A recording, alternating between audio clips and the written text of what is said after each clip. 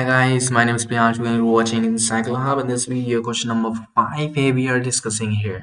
So before starting this, I want to share something. This question is taken from the NIOS painting assignment, and this is the question number 5A.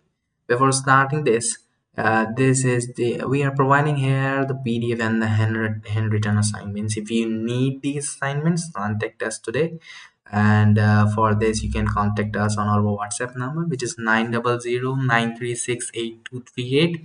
And if you need any other help for any study material or any study related help, so you can also contact.